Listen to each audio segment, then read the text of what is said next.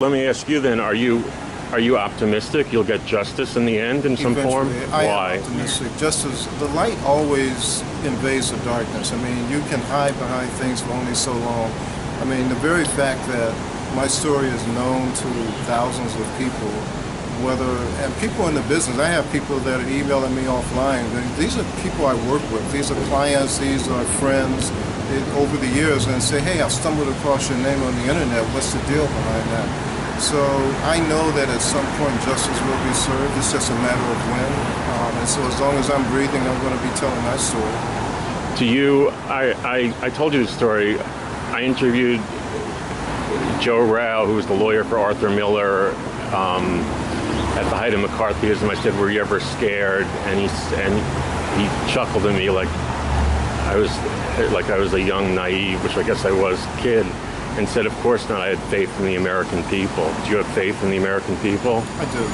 Eventually, the American people always make the right choices. They're people like you and I, and so enough of us get hurt. We just don't have people speaking out for us sometimes, and you think that it's an uphill battle and no one's going to hear you, so you keep quiet about it.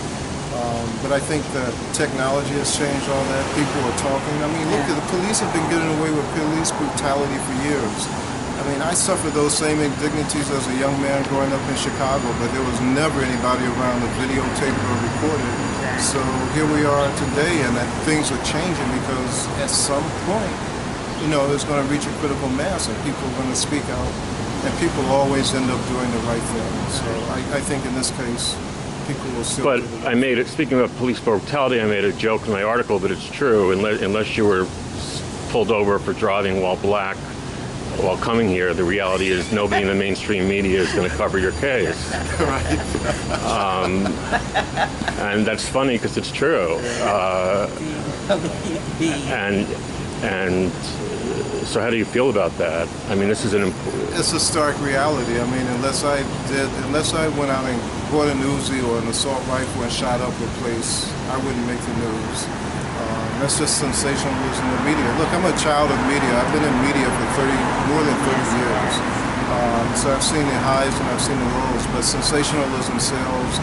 The regular everyday man's story is hard to sell papers, it's hard to sell magazines, it's hard to sell TV spots. So I know the game, I know how it's played. Right, but you're talking about sensationalism in general. I'm saying there's certain racism stories that appeal to people and certain that don't.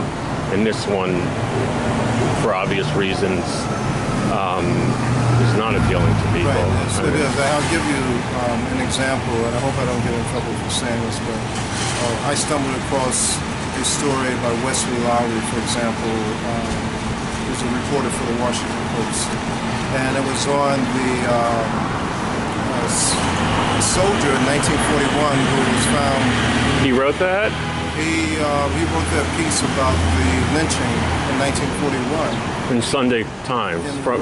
Yeah, I read that. Right. It was a very interesting piece. Yeah. It was in 1941, and it's an unsolved murder. And this is 2016, and there are things happening right around you. There are things happening in your backyard, and they don't see the light of day. And it's a great piece. I mean, we feel upset about the fact that there were lynchings, but that was the day, and that was those are the things that happened in that day and time. Well, I mean, I'm writing about this. I told Wesley Lowery about your case 18 months ago, sent him the affidavits. He wouldn't say one word to me, but he finally got outraged at something I wrote. You know what it was? What was that? I called him a Washington Post affirmative action hire. That he spoke out against and bitched me out for 2.5 hours on the phone. Okay. That would do it. I was actually called that once by an employee as a post, and I can't really go into it because it's part of the deposition hearings and so forth. But I've been yelled, I've been called that, and it doesn't make you feel good. You get angry. Well, right. There's nothing wrong. I work hard to get Wesley Lowery angry at me, but the question is, why is he speaking out when I write something about him, but not when I send him affidavits from a lawsuit involving you? Just like Ms. Jones that you interviewed, people don't like to poop where they eat, and it's a tough call. I mean, it's a courageous call. I don't even know if I would be doing this myself today if I hadn't been a victim. Maybe I would have looked the other way and just tried to keep my head up. But I ended up being on the victim end of it, and so I had no choice but to speak out. And maybe that's that's what it takes to get people to look and say, hey, I'm going to throw you a lifeline. You have to become a victim. But I'm for one, I'm glad to be an affirmative action hire because, law. Well, I mean, this is a fascinating discussion to have with Wesley Lowery, but it would be more fascinating if he was talking about your case today, because I maintain that affirmative action hire just means that it doesn't mean you're unqualified. I know how it doesn't mean you're unqualified. It means race was one factor in your hiring. Yes. Okay, so he sees it the other way. So we spent 3 hours on the phone debating it, which is really fascinating. But unfortunately, he didn't give me a single substantial question to anything I asked about your case or even the affidavits. I go back to the story that you wrote about Mrs. Jones. I think that Meaning what? people are afraid to call things out when your job is on the line. But his job's not on the line. It could be.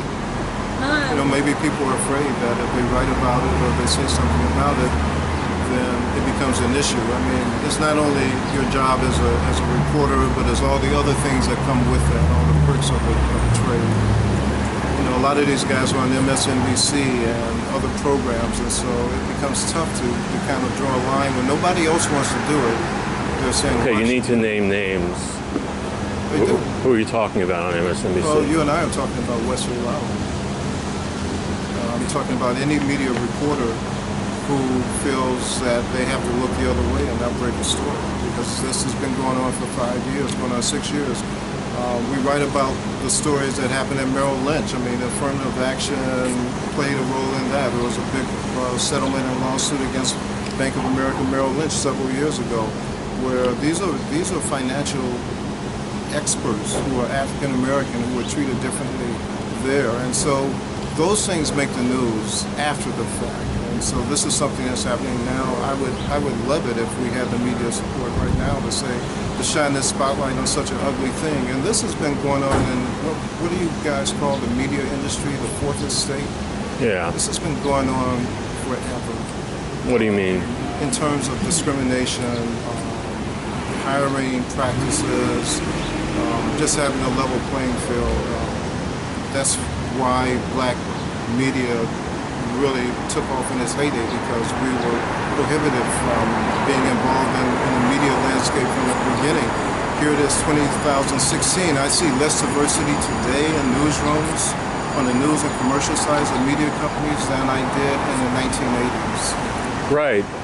But how do you feel about the fact that the biggest people pushing newsroom diversity are the ones ignoring your case?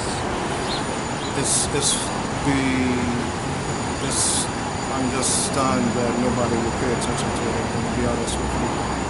Or at least, it takes, like my wife said, it takes courage, and maybe those people lack the courage. There's something that I always have been saying, that the only way that you're going to make things change is to confront. If you don't confront, things will never change. People just have to start confronting it to make a change.